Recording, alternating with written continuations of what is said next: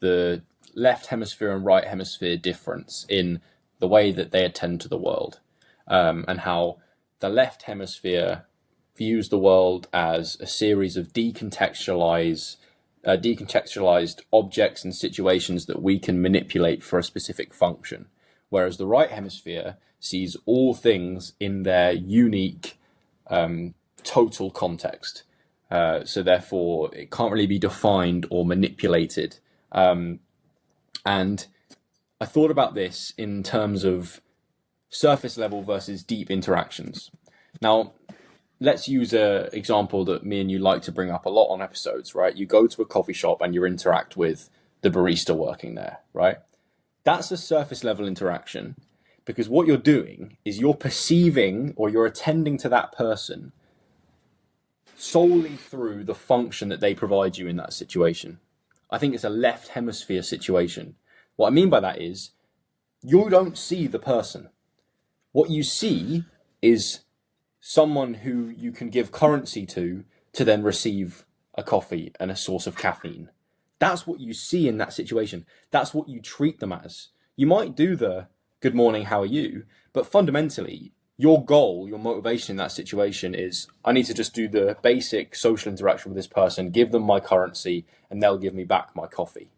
It's very decontextualized, and you can manipulate the social interaction to get what you want. So left hemisphere, I believe.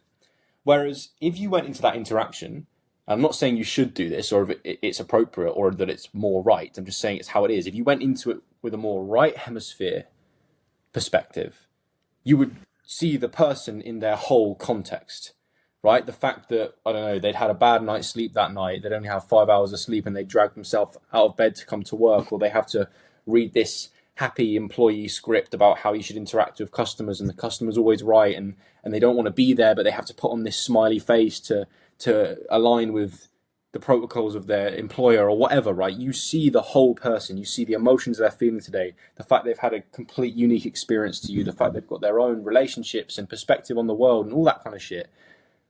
That's seeing the person in context. And the only way you have a deep chat or a deep interaction or a deep friendship or you have connection in any of your relationships is if you treat that person as their whole, as their whole context. So like, when I talk to you, Jacob, I talk to you because I want to talk to Jacob. I don't have any specific thing that I want from you. I don't have any specific motivation, or the situation's not for a specific function. It's not a transaction. Do you know what I mean? I want to talk to you because I like you as an individual. But when you go out in the world and have these surface level interactions in order to get something, whether it's your car mechanic or the cashier at the supermarket, the individual person that's serving you is not important at that time. You're seeing them as a functional aspect of the situation, and that's why the situation remains surface level. So, yeah, I wonder if that's a bit incoherent, but tell me what you think if you're following. Yeah, this is from this specific example. I think it maps two different types of people. And the way I see it is there's this objective left hemisphere, very self-preserving, not very philosophical. That's person number one. And person number two is very right hemisphere and more based on subjective truth. And I'm going to take this from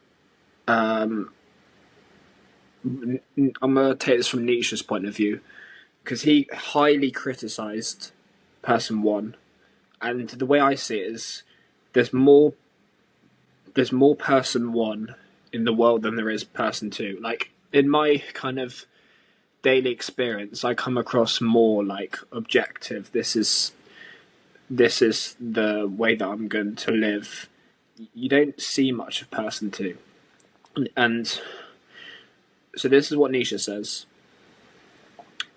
The reason we have a lot of person one, the reason why there's so many left hemisphere based people, came from the death of God. And this is where the world started to prioritize the scientific explanation rather than the religious, the abstract, the spiritual. So that's when scientific truths became way more important. And why is this an issue? This, when I read this, it kind of blew me away a bit. Nietzsche said, "He who hears only a will to truth in the background and nothing else cannot certainly boast of the sharpest ears." What that means is your perception is numbed, and he uses this phrase, sensus asupia, which in Latin translates to the senses are lulled to sleep.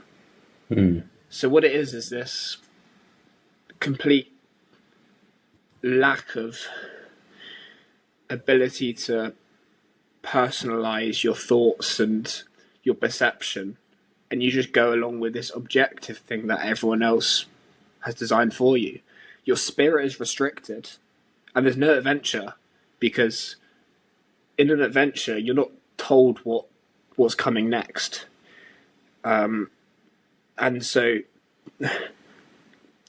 when Pythagoras said, like, life is a number, or like everything is a number, I think of it like this person one is always wants this certainty, this number one. But if you really want and go into this person two, you have this uncertainty. Suddenly the number slips to a 60% chance, and it's more uncertain. But what happens when you do that? Well, person one stays the same, and person two is able to use that uncertainty to multiply into something that's far greater than the boundaries that the certainty ever could. Yeah. I mean, the scientific approach to looking at the world has allowed us to really understand on a very deep level how the physical plane functions and how objects interact and forces, and how chemicals and tiny molecular reactions happen to form life, and all the things that go on, and how organisms are produced, and like, it's amazing. But there's something about the scientific way of viewing things that there has to be a cause and effect relationship between variables, that we have to try and define things using words and diagrams and explain them and concretize them. I think it's very useful, but it does limit some perspectives. You do have to decontextualize the world in order to understand it. That's the nature of doing research, is you try and take as many extraneous variables out of a situation as you can to just figure out how this change affects this measure that we're looking at. And it's very left hemisphere, and it's powerful, but it's also, it leaves out the mystical, the abstract, the spiritual, which is a world that deeply interests me, and that I feel like that's the world where all my, well, not all, but the majority of the meaning in my life comes from. And so I think there is something to this. There is always more to look at in the world than what you see. We might go into the other point you made about the invisible gorilla experiment, but basically there's more going on to the world than you understand or that you think about. And the left hemisphere wants to deny that. The left hemisphere goes, well, no, there's this set of tools out in the world that I can use to my own advantage to get something I want, to achieve a goal or a motivation. Whereas the right hemisphere has an understanding that we can't understand reality truly. We can't conceptualize it. We can't get a full grasp on it because it's too complex. There's too much going on. And that's the two different ways that we look at people. I think we have our close friends and family, and we try and see them as the complete individual that they are, with all their idiosyncrasies and imperfections, and we love that about them. We love their positive parts of themselves, and we love the suboptimal parts of themselves as equally. We try and treat them as a whole, unique, valuable person. Whereas strangers or acquaintances or people that we just have functional business relationships with or whatever, we just see them as their surface level function in that environment, as just the variable that leads to the thing we want. And so what's the functional utility, which is a thought that I come back to a lot when we're talking about things like this. What's the value we get out of it that we can actually apply to how we think about the world and how we behave? And it's, if you want to have more deep interactions, then you need to have that person there and want to interact with them, not just what they provide you in that situation, them as an individual with their own unique perspective and unique experiences. And that's how you get to depth. Because when does a deep conversation begin? It's when one person is vulnerable, right? Or you get to a topic that you can't really talk about much in daily life. Or what does that mean? When someone's vulnerable, they're showing you something that's beyond their social facade. They're showing you something that's slightly deeper. They're not just a small talk interaction anymore. They're showing you something they wouldn't usually show the world. And you reciprocate that. And that feels significant to you that person's opened up. So, yeah, it's interesting. I think another side to it, which maybe the listener will understand as well, because maybe they're not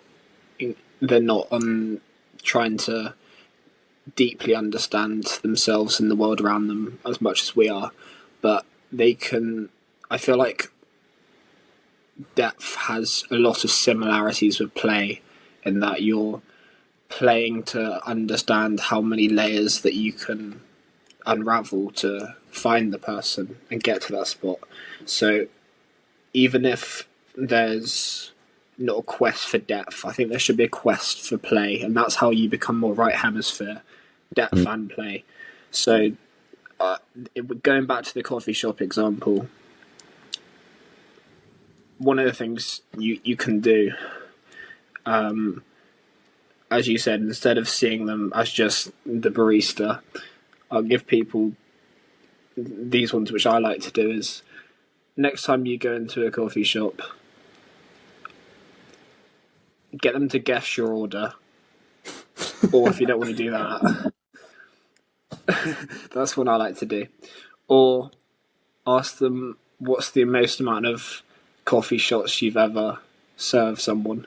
Or you can do something like that at a supermarket, of like, what's the most you've ever seen someone buy? And then see how that makes you feel afterwards.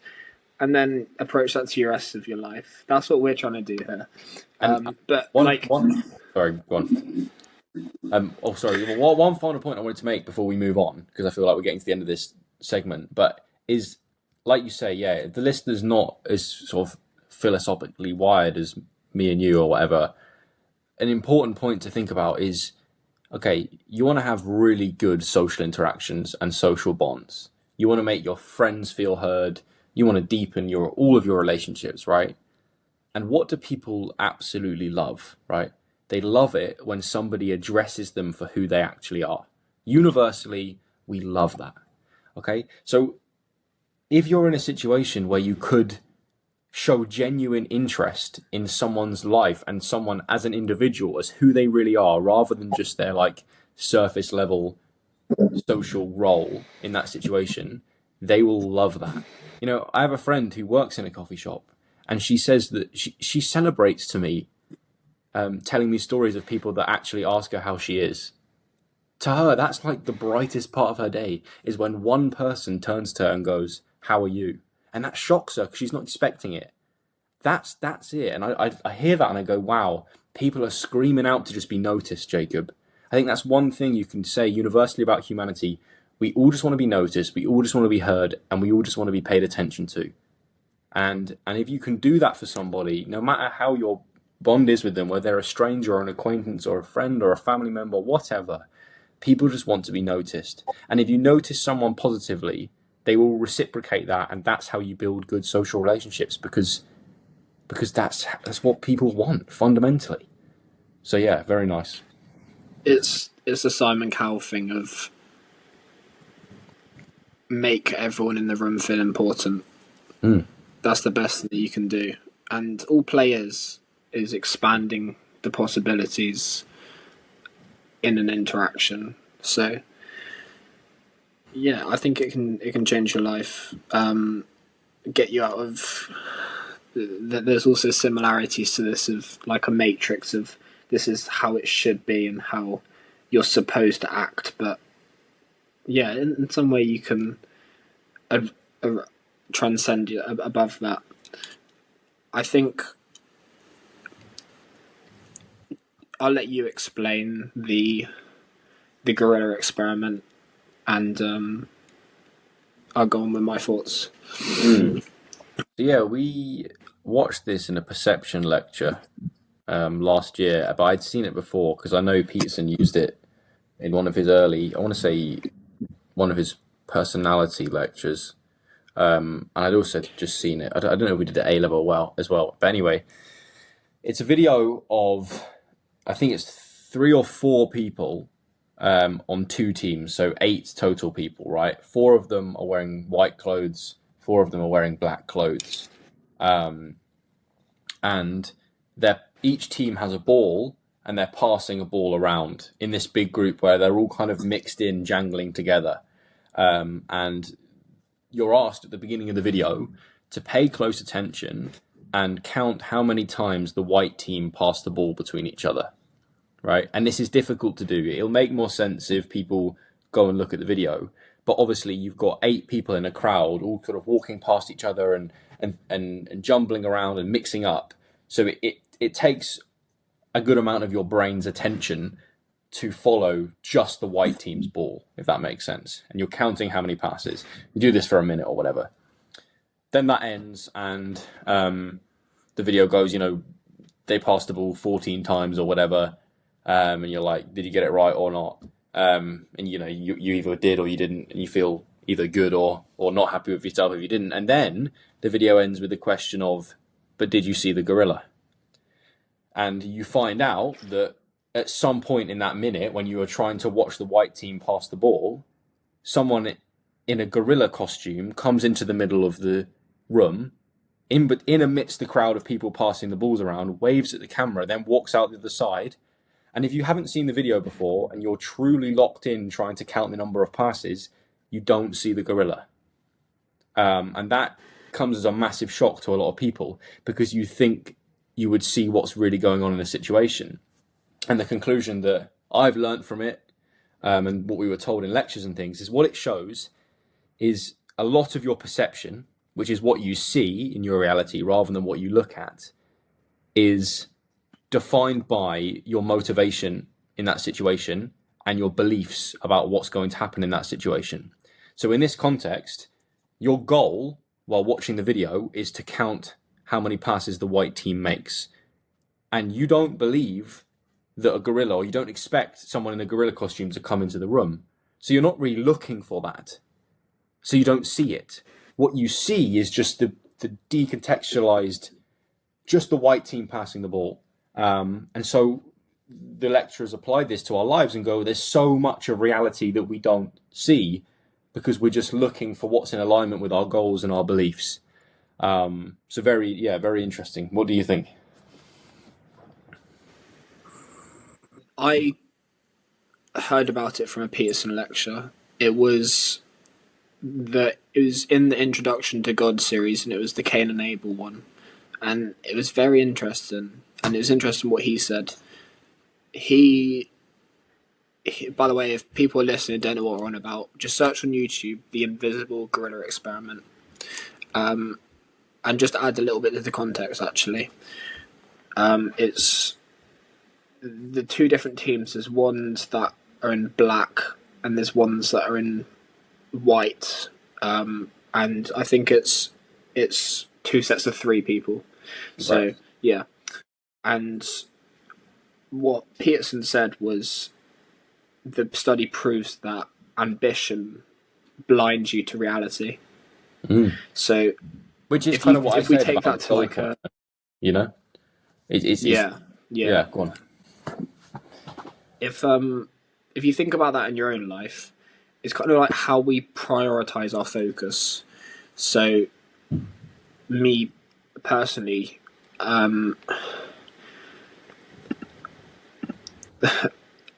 people, my mum always talks to me about stuff on the news, and I have absolutely no. This, what she says is the first time that I've heard of it, because my attention isn't focused on there.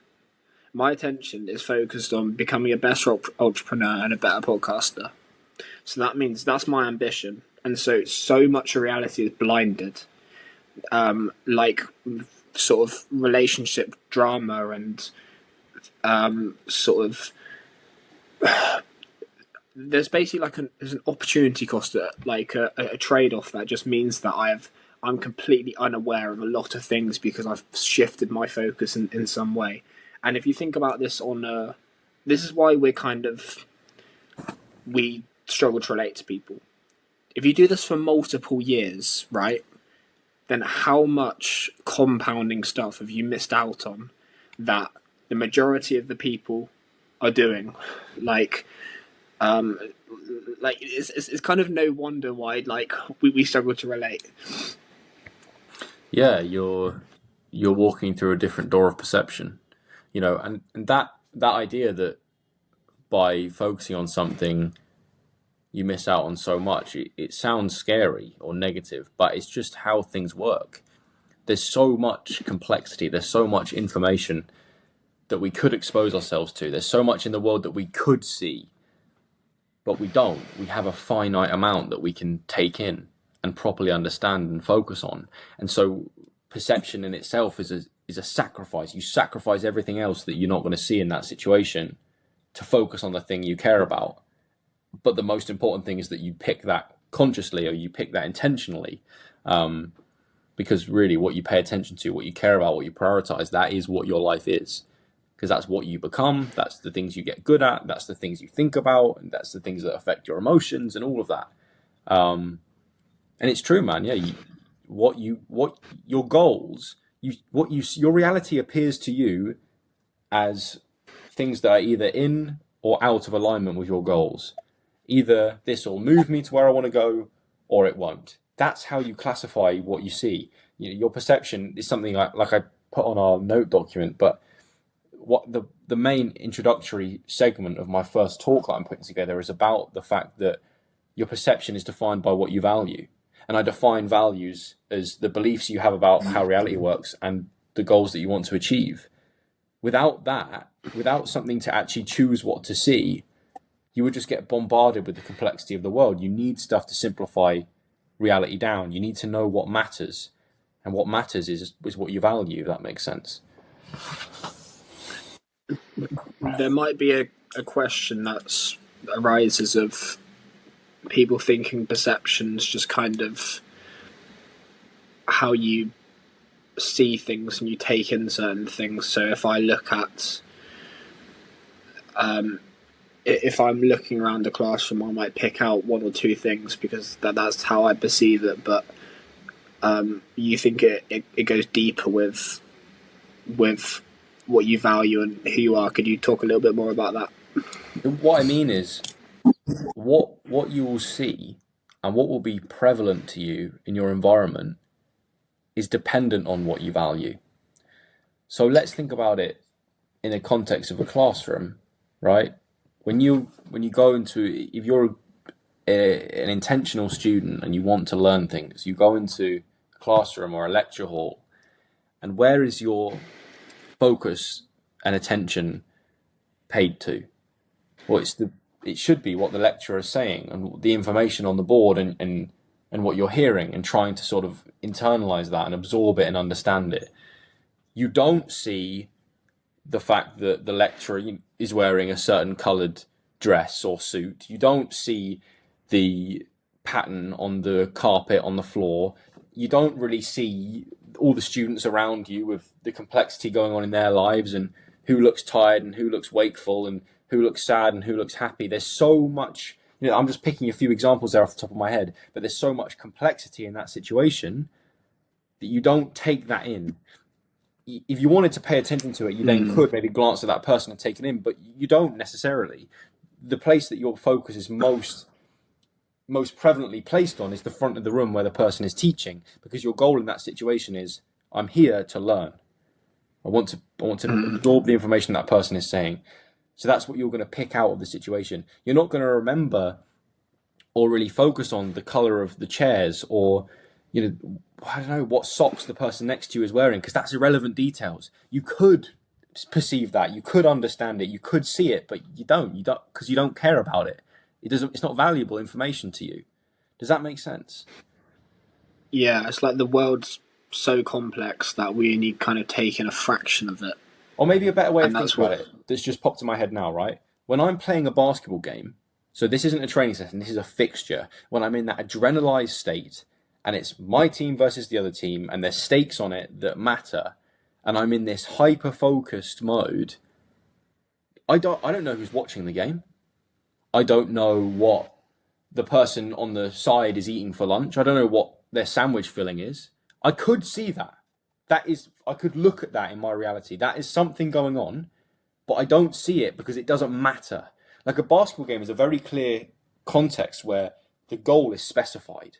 I am focusing on stopping my player on defense, so stopping the other team scoring, and I am focusing on helping my team score, whether that's me shooting or me creating opportunities for my teammates or me making the right pass so my teammate can score. The goal is very specified. And so for that 40 minutes of that game, that's all I can really perceive. That's all my reality is that game. I'm not thinking about what's going past the window or what the temperature in the room is like or what socks the other team are wearing. I don't care. It's not important right now because what I'm perceiving is dependent on what I'm valuing in that situation. I feel like that makes it more digestible, putting it in that context where it's very clear what you're looking for. Yeah, I believe Peterson said that the results from the study were about 50% of people that saw the gorilla and 50% that didn't.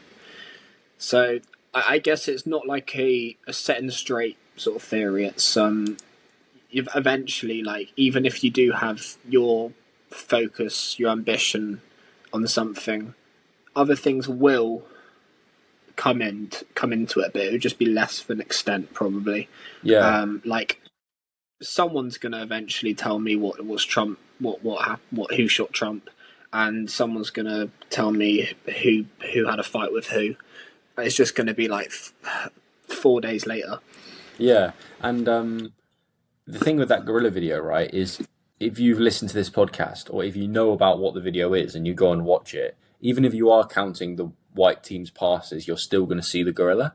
Whereas the only way you won't see the gorilla is if you have no idea what you're being shown, because then there's no expectation of seeing a gorilla whatsoever. You are literally solely focused on the teams passing the ball. And obviously I've talked about this video a few times now and I know about it. So I'm obviously going to see the gorilla. But when I first was introduced to it, I think that was in A level or maybe even GCSE. We were just told to count the passes of the team. And I remember, really focusing on trying to get the answer right and then being told, did you see the gorilla? And I had no idea. And that's why it's always stuck in my brain, because I didn't see the gorilla the first time because I wasn't expecting it. So that's an important point. If people go to find the video now, you're gonna see it because you know it's coming. It's such like a funny study though. Like the gorilla properly camouflages in, and he fully like there's like a second where he's just in the middle and he beats his chest. Yeah. And it's amazing. It must have been amazing when you watch that back for the second time. Like, what the fuck? Yeah, it's ridiculous. But do you know what it points out to me that's so profound, and maybe one of the biggest, most important lessons I learned in the whole of psychology is what that shows is you don't exist in the world.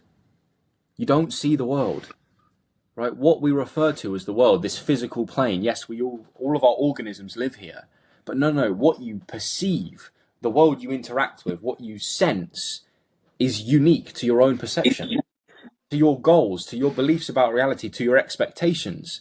And so although we're all seeing the same world in a physical sense, it's all like we've applied our own particular lens on it. And that's why psychology is so interesting, because the lens you place on the world does link to how you feel about things and how you behave and how your life progresses across time. And what's so beautiful to me is that it's my belief that what we value is under our control. That's malleable. We can change it, and therefore we can change the sort of perceptual frame that we view our reality through. But I won't go into all that now because that's long. But isn't it amazing that one person sees the gorilla, one doesn't, or when you're focusing on a particular thing, you miss so much? It just shows that we see such a small bandwidth of reality that's really there. It's like, God, if you can't even see a gorilla, what are you not seeing? Yeah. What other monsters are you sort of brushing under the carpet in your life? Do you know what I mean? That you're just not addressing because you can't see them because you don't want to see them. You know, it's deep. But yeah, anyway. Tell me about this link that you didn't want me to click on. Yeah, okay. Well, this is definitely pivoting the conversation, but screw it, let's do it. Let me find this article for you. I'm going to read it in full because I liked it and I want your honest thoughts on it. Here we go. My phone's definitely in the way of my screen, but I'll figure it out. Nudge that across.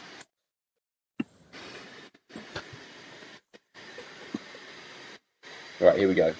So Jacob, this is a Reddit post I found that I've been thinking about all day. And it's titled "The Courage to be Ordinary." Everyone is trying to make it somewhere, trying to become famous, trying to become a YouTuber, trying to get super fit. Some are trying to get enlightened. Some are trying to solve all the questions. Some are trying to be great teachers. And there are those who are competing to be at the bottom of the ladder too. They may not exert physical effort towards this end, although they can, but they will most certainly fight you when you challenge their twisted assumptions about their self-worth. Nobody wants to be ordinary. Everybody wants to be the greatest at something, even if it's just the greatest victim. It takes real courage to just be ordinary, to not have all the answers, to live your life without any real objective, to just live simply, doing and enjoying the things that you want. Not being perfect, being true to one's feelings and without making a spectacle out of it. Life is never going to be some magical thing. All the magic that life has to offer us is right here, right now, in this moment. If we fail to see it, it's simply because we've cut ourselves off from it. We were afraid to be uncertain, afraid to have no direction, afraid to sit with our wounds. If you want to experience the magic of life, you have to stop trying to arrange it to your liking. Instead of waiting for the day when everything will click, you just have to make peace with the fact that things might never click. And that's okay. Life moves on. There's still friends, there's still lovers, there's still music, hugs, kisses and tears. It may feel like we're giving up something huge, but we're not. We're just giving up what we never had in exchange for what we always will. Wow. Quite deep, isn't it? I think it's very true. It's true that we all have this like existential desire to be different, but it comes out of fear of never progressing on that different. Like, to be ordinary is scary. I don't really want to be ordinary, but I mean, it's kind of telling you that that's okay and that you can. There is joy in living with it.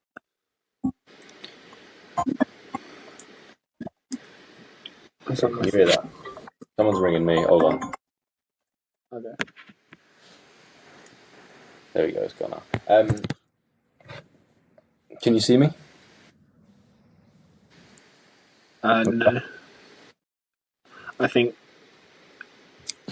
your phone's like pointing at you or something. Yeah, it should come back in a sec, hopefully. Oh, don't be annoying like this.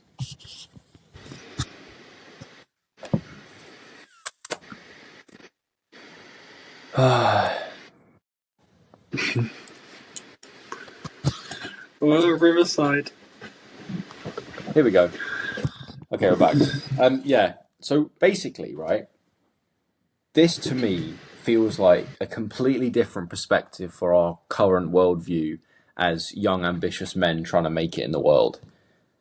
And I understand that contradiction, but equally it resonates with me very deeply. But let me just go into this a second, Jacob, right? We both live with this vision of what making it might look like, right? And we worship this vision every single day of our lives, okay? It Yeah. it motivates us to do the things we do. It gives potentially mundane, arbitrary tasks a level of significance. But in reality, that vision isn't real. It's an illusion. It's something we've just decided to believe in so that our life feels important. It's an ideology, it's a belief system, and it's just a set of principles that we decided to internalize so we could fuel the things that we do. In a way, this vision has become our God, right? And that's why I still stand by the clip that went like decently viral and had many comments on it when I said that to me, there's not a huge difference in believing in a God and believing in an ideal future version of yourself, because it's a positive, not real thing to value and try to live up to. But just as a thought experiment for me and you, how would we feel about ourselves in our lives if we address the fact that this North Star, this vision that we worship every single day of our lives, isn't actually real? What does that mean about us, Jake? What does it mean about ourselves and our reality if it didn't work out, right? If we weren't able to do the things we do on a daily basis like we do, what does that mean for our sense of self? And a question I've been asking myself the past few days is, who am I if I couldn't do the things that I do, right? Who is Joel underneath the actions? Who is Joel underneath the basketball player, underneath the guy who talks on a podcast, underneath the psychology student? Who is he? And the real answer is I don't know. The thing that I can closest to kind of point to is some spirit, some consciousness, some awareness that isn't special in any material world sense, but he's just perfect as he is. And it takes courage to recognize that, right? It takes courage to not need to be seen as special from the material world's perspective. It takes courage to understand that my vision isn't real. It's just something that allows me to do the things I do and makes them feel like they matter. So maybe it does take courage to be ordinary and see that as what it actually is, that it is just an illusion. And it's quite painful for people like me and you to realize that. But it's true. And it's an interesting thought experiment. Who are you in the darkness? Yeah, that's exactly it. It's definitely, yeah, it's uncomfortable to let go of that ideology because your whole vision, and as you said, what you do on a daily basis draws to that. And I guess, it doesn't feel like you're making any momentum on. If you were to let go, you wouldn't be like making any momentum onto something. And I also I struggle to like, even though I think what you said is true, that vision is an illusion. I feel like you can still get closer to it and becomes a similar part of that one day could become a part of your reality. Maybe not exactly as you vision it, but it could. So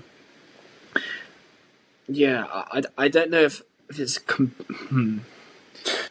it is an illusion in the fact that it's not real right now today. Yeah. And so I think the assumption is if what we believe is real is what's in the present moment right now. As me as this person, this, water bottle here and this lamp and this computer, this stuff is real because I can perceive it in the present moment. That's what we're defining real as. Yeah, the vision that we have for what our future could look like isn't real. Yes, we can maybe make it more real. And maybe that's why it's so interesting, is that we believe in this potential and we guide our actions in the real world, in the present moment, to sort of bring that future forth into reality. And we need the vision to do that. But the vision itself is not true. It's really interesting that isn't that something quite religious, Jacob? We're having faith in a future outcome that guides our actions in the present? Isn't that one of the fundamental principles of religion? That if you act in a certain way, you follow these certain rules from this prophet and this deity, that you'll be given some eternal life in the future. I mean, it's the same process, no? There's somewhere you want to go at some point, and to do that, you have to be moral and stay on the straight and narrow path and do the things that need to be done in the present moment in order to get there. And you have to believe the most important part is that you have faith in your dream. Just in the same way that Christians have faith in heaven, we have faith in the vision for what we want our lives to look like. And without that faith, we wouldn't be able to do the things we do, and it wouldn't feel like any of it matters.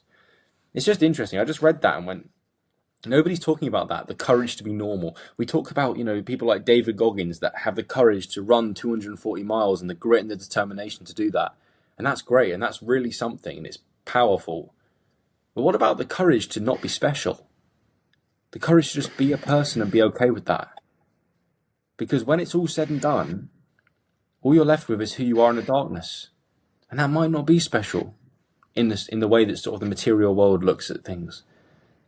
And that's who you really are, no? Underneath it all. I don't know, it's just, I feel like I talked about this morning in the bit I filmed for this week's video, that like all the content that I make and the things I do is just like public existential crises that I have like on a monthly basis. But it's just interesting, man. Yeah, I feel like the vision is symbolic. I feel like that's a good way to put it. But what if we were to decide to be ordinary? Like, I feel like that would be crushing, but like in a way you would feel better because you wouldn't always be at a state of lack. Yeah, that's a good point. I think maybe it's probably the best thing for peace. And inside of us there is kind of a will to power, so which kind of contradicts it. So I don't know if I'm still sure that it's the best, like if it's going to change my philosophy of life, even though what you said makes kind of perfect sense. I agree with you. I'm the same, Jacob. I'm not going to give up my goals. I think it just reading things like that allows me to take an existential deep breath and just sort of, oh, thank God nothing really is real and matters anyway. All the little stresses and minute worries about it, it's all bullshit. Like you've got to do things because you enjoy doing them. I know it sounds proper cringy and obvious, but like when you're ambitious, you can get stuck in these like autopilot cycles where you strive towards your goals just to feel good enough, or just because that's what you always do. And that level of stability and comfort and routine helps you. And I'm talking purely from personal perspective there. I feel so safe in the certainty of a routine and working towards goals and stuff. But in that, it then feels like the most important shit is that you tick off your to-do list for the day and you make your progress towards your goal. When really what's most important is, how's my well-being, man? How's my spiritual health? Am I really grounded in the present moment? Because that's all there really is. That's what's actually real. That's what's going on now. And like, I think you've got to find a balance point where you have a place you want to go. You have your idea of it. You have your idea of heaven on earth. But in your day-to-day experience, you are here today, now, doing the things to get there, but also doing them for their own sake as well. It's a tough one. I'm not saying I have all the answers, but I read that and I just went, wow, that's interesting. Yeah, because Joel, your brain isn't designed to be happy. It's designed to work really hard. True, man. Shall I go into my last point? Yeah, go. Let's do it. Okay, I will read that poem outside the podcast because I need to think about it a bit more. Yeah. I'll move on now anyway. So we've all heard the phrase "you are what you eat," but what does that actually mean? So this came from a Peterson lecture as well, and then my thoughts kind of like spiraled and linked a couple things together. And it kind of made sense when looking back on it, when I spoke to Ryan about kind of the the spiritual value of food and how it kind of affects you spiritually. So I now think of it a bit differently, food, and I feel like there's very profound like evolutionary effects, which in one way is because of Terrence Mckena's stoned ape theory, which I don't think is talked about enough because it's not politically correct. But I think it deserves value because it deserves consideration because we're closer related to mushrooms than mushrooms are to any plants. So it's basically the theory that there was an ape that took some that ate a psilocybin plant, a mushroom, and then its consciousness evolved because of that. And that's a crazy fucking theory, but it makes sense in theory, right? If you gave like it makes me wonder like if I went to the zoo that you went to yesterday or whatever, and you gave one of those apes a mushroom, would it like be able to do like a 9 to 5 next week? Like it's an interesting question, and there should be a study done about it. But this is what Terence says. So the experimentation with many different types of food was causing a general increase in the number of random mutations being offered up to the process of natural selection, while the augmentation of visual activity, language use, and ritual activity through the use of psilocybin represented new behaviours. One of these new behaviours, language use, previously only a marginally important trait, was suddenly very useful in the context of new hunting and gathering lifestyles. Hence, psilocybin inclusion in diet shifted the parameters of human behaviour in favour of patterns of activity that promoted increasing language. Acquisition of language led to more vocabulary and expanded memory capacity.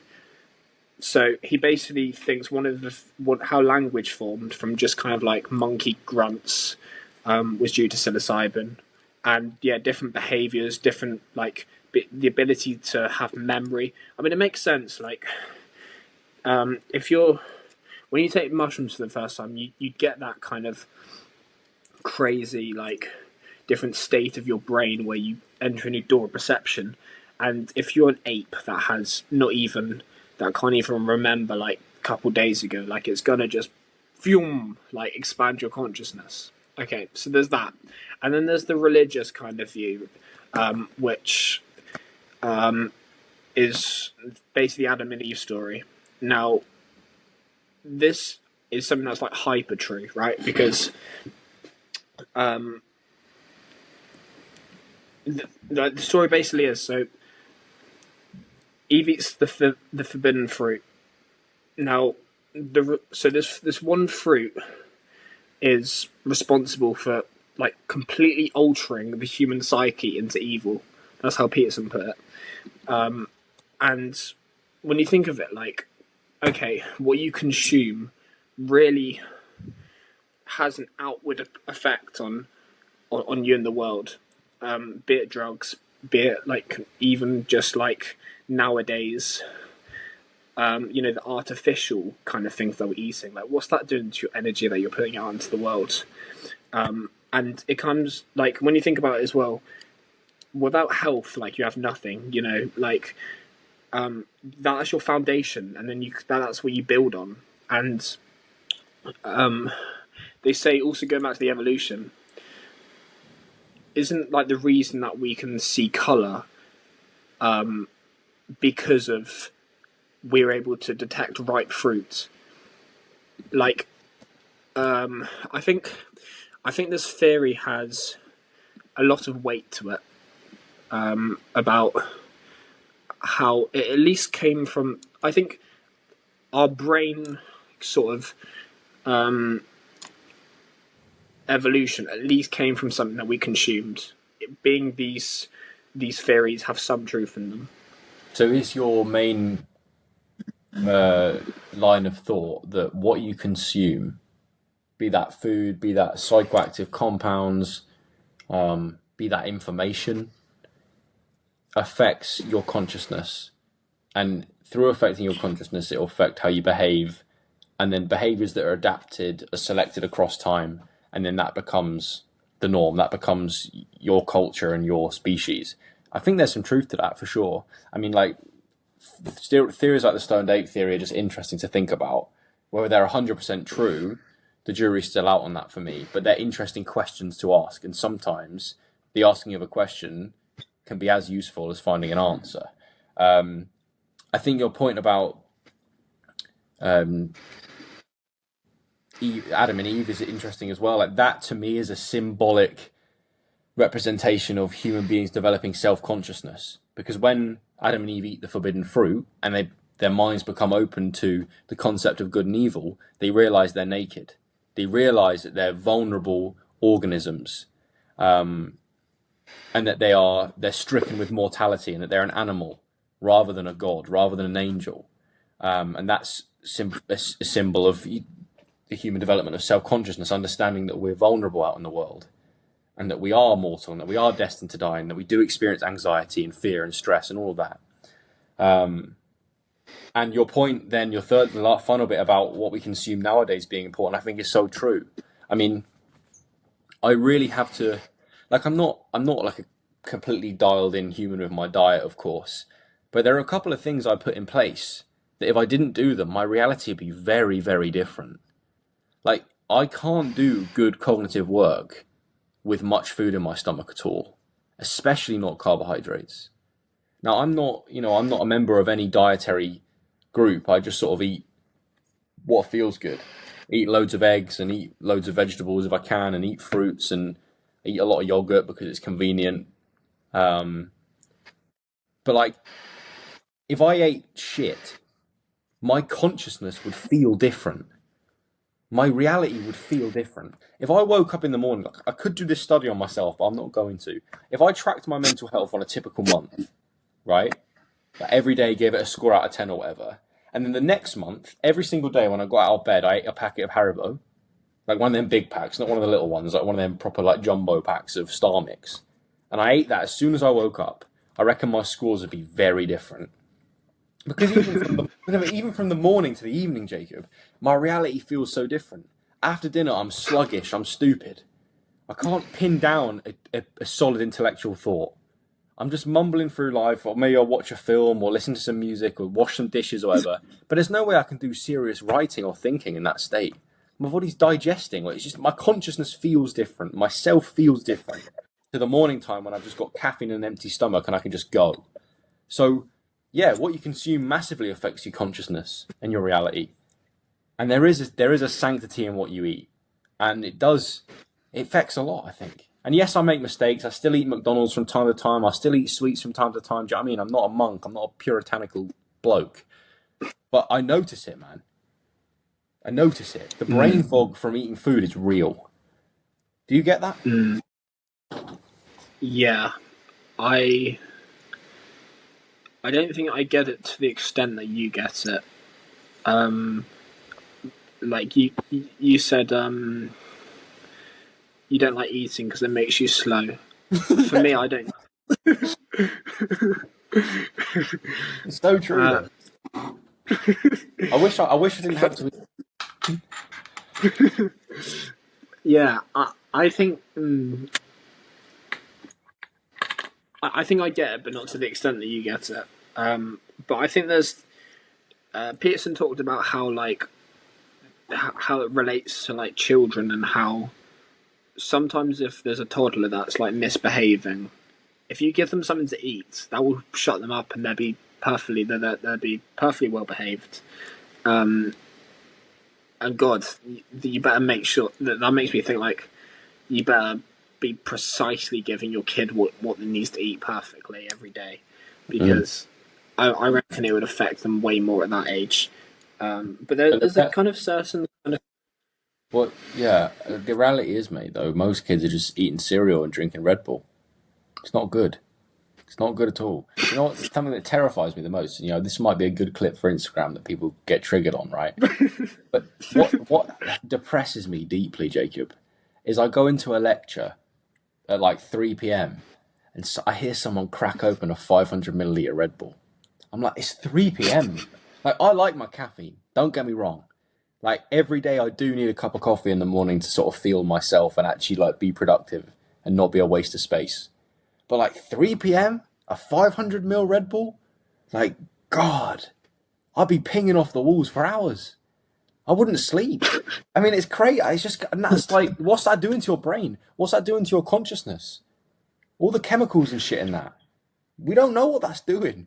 Like, it's I don't know. I don't want to sound like I'm judging people. I am. Let's be real. I am judging people. But like, I'm only judging people because I feel sorry for them. I'm like, fuck, you must be tired if you need a Red Bull at 3 p.m.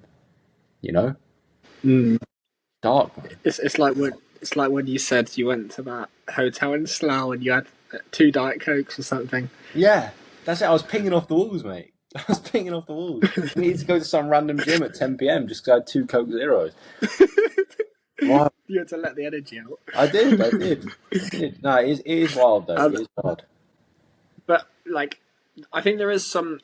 So the value in this idea, like, it's kind of like you said when we were in the staff room and you told that teacher how soup warms the soul. I think there's this Yeah. like. I love how you always like, come back to that. It's brilliant. There is this spiritual kind of release of like, okay, it comes in and then it comes out. So the same thing that's going to be coming in, the what energy is it, chemical or something, is going to come out in whatever. I'm not good at physics. There's some sort of energy thing that is supposed to be called. But yeah, like, it's the energy is going to enter within you and it's going to come out of you. And if it's shit energy like a Red Bull, then that Red Bull energy is going to come out of you. You become some aggressive kind of like some like horrible energy. Mate, if we did a podcast, right, and today I've like had like eggs, peanut butter, banana, honey, fruit, yogurt, nuts and shit, right? That's to me that's good stuff. But if I'd come onto this podcast and right before I had a massive piece of chocolate cake, I'd definitely not be able to like think as clearly. Maybe I'd be a bit irritable. Maybe I'd get frustrated with you or myself. Like, my emotional experience is different depending on what I eat. And I kind of get what you're trying to say there. What you consume will affect your physiology and your psychology. And so the way you react and interact with the world will be different. It's true. But it's so easy, isn't it? It's so convenient. Oh, you know, I finish a training session at 9:30 in some arse end of London. I've got a 45-minute drive home, and it's like, oh, I could kill a McDonald's right now. And sometimes Joel the animal wins, you know, and Joel the ego regrets it immediately. As soon as I've eaten that like double quarter pounder with cheese from McDonald's, and my brain goes all foggy, and I feel like death. You know, it catches up with me. But it's so important that you monitor what you consume, not only food, but people and information and all that kind of shit. It's everything. You know, like I said at the beginning of the conversation, your life is what you pay attention to. Your life is what you consume. You are the product of what you've consumed. So, yeah, want people to know. That's a good link to make. Yeah, the conclusion is listen to Eddie Abu.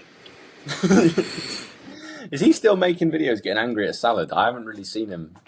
You know, he's not really on my radar these days. Yeah, I'm not. You have, and this one will go into your trade-off. Oh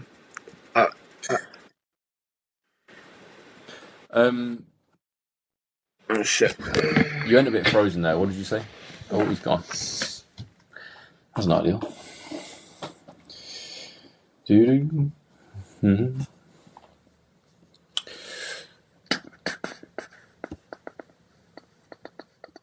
He's back in business. Did you say? What did you say? I said to basically, is it okay to end it here? Yes, and we'll save my other point for another time. You need to go and lift weight. Yeah. Get a roof pump, and I need to go eat dinner though. Yeah. Okay. Cool. I guess we're ringing. Oh, we're still recording. Okay. Thanks everyone for listening. Please leave a 5-star review on Spotify if you like this, and share our episode with a friend, because that sort of stuff helps us out. Thank you. Thanks for listening. My riverside's being bad, so I can't stop the recording. Don't worry, I've just